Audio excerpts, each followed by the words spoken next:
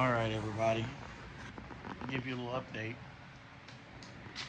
After about a week of stud gun pulling and brass hammers and leather hammers and all the work we had to do, because my boy was getting frustrated trying to get this body line brought back in, because there was a crease right here in it, a crease right here, and a crease up here, getting this faint body line that rolls around the top of this wheel arch about an inch up on a square body S10, trying to bring it back into the bed. So I had to come out and work that over and get it pulled back in. I can do metal work, I can paint, I just don't like doing it. I don't have the patience to do body work. I'm good at it, but I don't like doing it.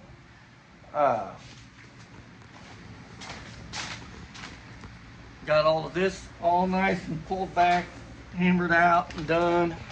He worked on it, blocked it, and he made a little bit of adjustments to it. The bed floor is cut out for activities. You'll have to wait and see what's going on back here. I'm going to do the same thing to this bed I did to the old bed. I really wanted to paint it and clear it. But then I thought, you know what? The chances of fuel getting spilt back here, filling up the cell and everything else, it just didn't. It started getting less and less appealing. So I'm going to use the same textured epoxy shit that I used in the bed before.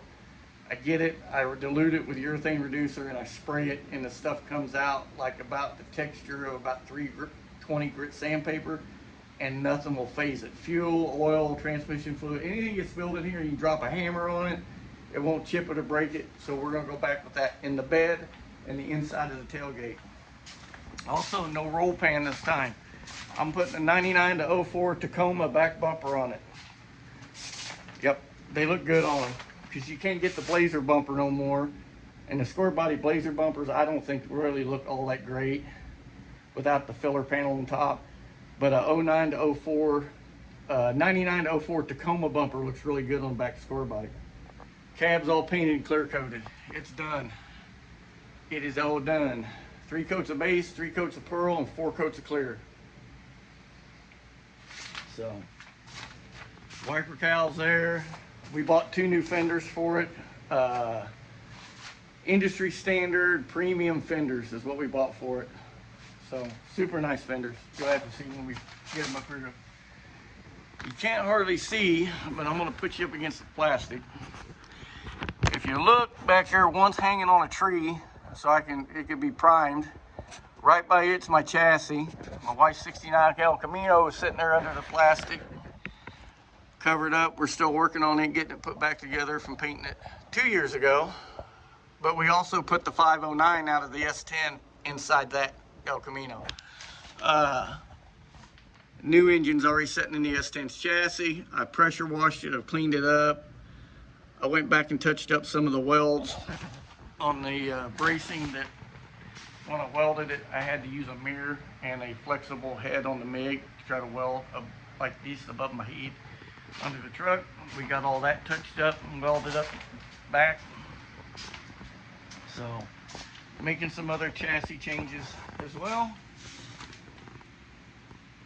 But it was 28 degrees yesterday. We couldn't paint. It's only 40 some degrees today. I'm not going to paint, because if I turn on that big 10,000 watt electric heater and set it up where it's blowing on them furnace filters, which will warm this up, it makes my light meter squeal like a pig. Same thing if I use the natural gas heater that's in there. The wood stove, we can use it, but it generally won't. It can't really keep up. It's just a barrel stove. It'll warm the area to work back there, but it won't do it when you're constantly pulling all the heat out of it into here.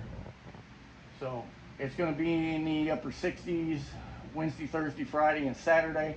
We're going to come out here and get all this painted, let it gas out for a week, and then we're going to set the bed and cab on the chassis. We'll set them on the chassis, the donor chassis, which is sitting out there. Roll it around back, nose it up to mine, pick the cab up, set it on mine, pick the bed up, set it on mine. Then I can get the front fenders on it, get the cab and bed squared away, start getting the cage in it, get all the shit put back in the cab, get my new tubular core support I'm going to build for it built, because I'm not giving Rhodes, $475 for shipping for one. that I can go down here and buy the material and build it for about 60, 80 bucks.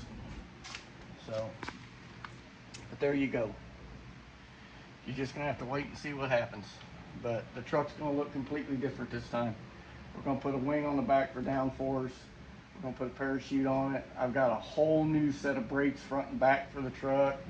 The cage should be here Friday for it. A 12-point kit, chromoly kit that we got for it. I can't remember if it's S&W or Alston. I can't remember. Anyway, it'll be here. It's supposed to be here Friday. So, yeah, but it comes to this paint and shit, man. Ain't nothing to it but to do it. This is only like the 4th car I've ever painted in my life. I painted a lot of equipment, dump trailers, bottom dump trailers, loaders and shit, and re-decaled them and everything else. But as far as cars, this is, I think, 4th or 5th one I've ever painted in my life. Self-taught. I just, you know, common sense. Biggest thing is keep your area clean, the dust out of your area, your body work, your prep work. It's got to be right. Know the chemicals you're working with and compatibility. And another big thing is gun adjustment. You don't need a high dollar DV1 DeVelvis gun to paint with. That's my clear coat gun. Aero Pro 500, A500, 1.3 fluid tip. 80 bucks. One of my 2 guns I shoot base with. Astro Evo T14. I got an Astro Euro Pro too. You can see the tips off of the nozzles off of this one because it's in here. So, but yeah, that one there, about $120 to $150 gun now, depending on where you buy one at. I bought that one for $96 years ago. But there you are. Part of it's painted, part of it's getting ready to get painted. It'll all come together. So, like I said, as soon as we can get all this shit done, get it back on the chassis, get it in, close the back door up for winter. It won't come back open until spring. And we'll get all this shit knocked out. And my boy's truck's gonna go in there right beside this one, and we're gonna get it knocked out, finished up. Shifter in it, fuel pump, everything mounted up in it, get ready to take it up so he can take and put it on the dyno and get it tuned. Because Dad don't do LS shit. That's why my shit's blow through. I have an MSD box, a map sensor, a blow-through carburetor. That's it. I do a boost timing curve. I use a boost controller, turbo smart shit, and that's it. All mechanical, more or less.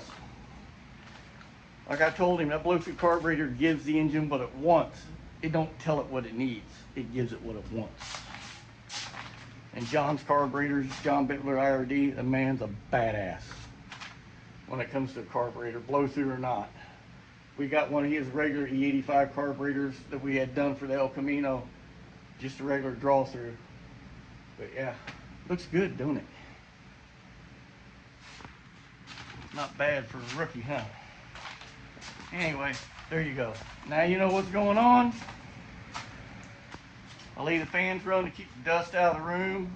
When I come out here and paint, I'll wet the floor down with dish soap and water mixed in a sprayer. Because when you start spraying clear, it gets tacky and the shit will stick to your feet.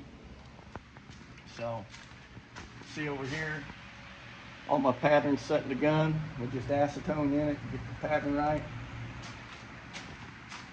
Not right, too big, too short, too short, too short, too short, too short. 2 different guns, by the way. That one was the one I went with right there. So, there you go, everybody. Stay safe. And above all, God bless. Later.